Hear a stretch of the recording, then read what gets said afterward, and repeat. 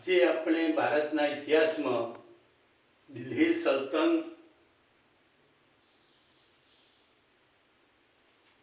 વિશેની માહિતી મેળવી.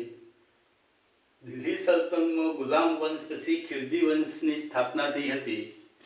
તો આજે આપણે ખિલજી વંશ વિશેની માહિતી મેળવી. તો ખિલજી વંશના સ્થાપક તરીકે જલાલુદ્દીન ખિલજી ઓળખવામાં આવે છે.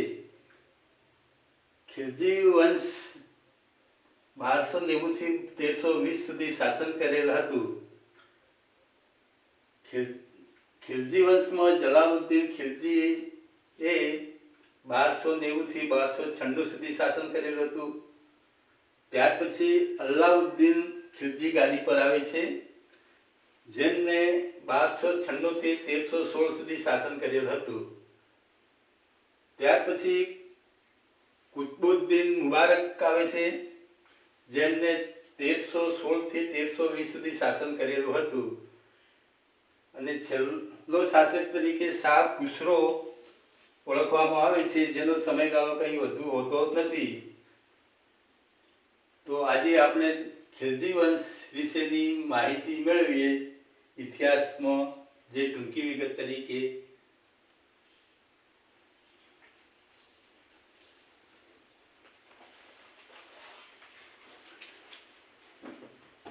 ખિલજી વંશ ઈસવીસન 1290 થી 1320 નો સમયગાળો ગણવામાં આવે છે. સ્થાપક જલાલુદ્દીન ખિલજી હતા, જેમને વધુ સમય સત્તા પર રહેલ નથી, જે ઘણા ઓછા સમય માટે સત્તા પર રહેલ હતા. જલાલુદ્દીનની હત્યા કરીને તેનો ભત્રીજો અને જમાઈ અલાઉદ્દીન ખિલજી ગાદીએ આવ્યો. તો અલાઉદ્દીન ખિલજી વિશે આપણે વિગત જાણીએ તો અલાઉદ્દીન ખિલજીએ 1296 થી 1316 સુધી શાસન કરેલ હતું. અલાઉદ્દીન ખિલજી ઈસવીસન 1297-98 માં તેને ગુજરાત પર આક્રમણ કરવા નુસરત ખાન અને ઉલુગ ખાનની આગેવાની નીચે એક સેના ગુજરાત અભિયાન પર મોકલી. તે સમયે ગુજરાતનો શાસક કર્ણદેવ વાઘેલા હતો. આ યુદ્ધમાં કર્ણદેવ વાઘેલાનો પરાજય થયો. તેને ગુજરાતમાં પોતાના સુબા તરીકે અલફ ખાનની નિમણૂક કરી, જે ગુજરાતનો પ્રથમ મુસ્લિમ સુબો હતો. કર્ણદેવની પત્ની કમલાદેવી સાથે અલાઉદ્દીન ખિલજીએ લગ્ન કર્યા હતા અને તેના પુત્ર ખિજર ખાને કર્ણદેવની પુત્રી દેવળ દેવી સાથે લગ્ન કર્યા હતા.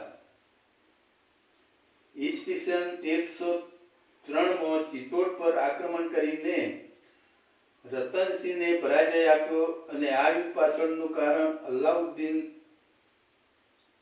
રતનસિંહની પત્ની પદ્મિનીના સૌંદર્યથી આકર્ષાયો હોવાનું માનવામાં આવે છે. ઈસવીસન 1305 માં માળવાના શાસક મહલકદેવને પરાજય આપ્યો હતો. મલિક ઠાકોર તેમનો સેનાપતિ હતો, જેમને સમગ્ર દક્ષિણ ભારત જીતી લીધું હતું. તે મૂળ ખંભાતનો વતની હતો. મલિક ઠાકોર ઘોડાને દાગ આપવાની અને સૈનિકોના હુલિયા લખવાની પ્રથા અપનાવી હતી. સેનાને રોકડ વેતન આપીને સ્થાયી સેનાનું ગઠન કર્યું હતું. દિલ્હી સલ્તનતમાં અલાઉદ્દીન પાસે સૌથી વિશાળ સેના હતી. તો સેનામાં સૌપ્રથમ રોકડ વેતન કયા રાજાએ આપેલ હતું? તો એ માટે અલાઉદ્દીન ખિલજી ગણવામાં આવે છે. અલાઉદ્દીન ખિલજીએ તેના સેનાપતિઓ સૈનિકોને રોકડ વેતન આપવાની પ્રથા શરૂ કરી હતી. તેણે દિલ્હીમાં અલાઈ દરવાજા અને સીદી કિલ્લાઓનું નિર્માણ કરાવ્યું હતું. દેવી અધિકાર સિદ્ધાંતને તેને પાલન કર્યું હતું. અલાઉદ્દીન ખિલજીએ લગાવેલા 2 કર હતા. એક ચોરાઈ કર એટલે દુધાળુ પશુ પર, અને બીજો કર ગઢી કર તરીકે ઓળખવામાં આવે છે, જે ઘર અને ઝૂંપડી પર નાખવામાં આવતા હતા.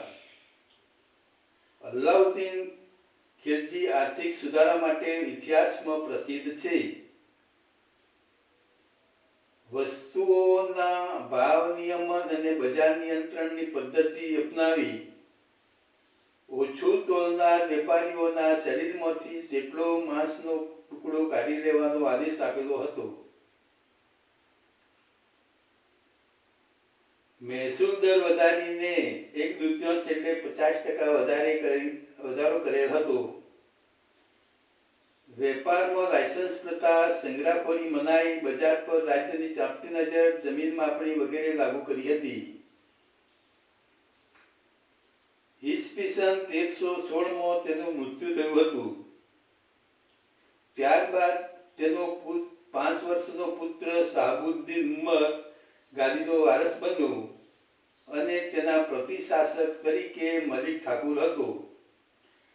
મલિક કાફુરની હત્યા મુબારક શાહે કરી હતી. આ વંશનો અંતિમ શાસક ખુસરો શાહ હતો.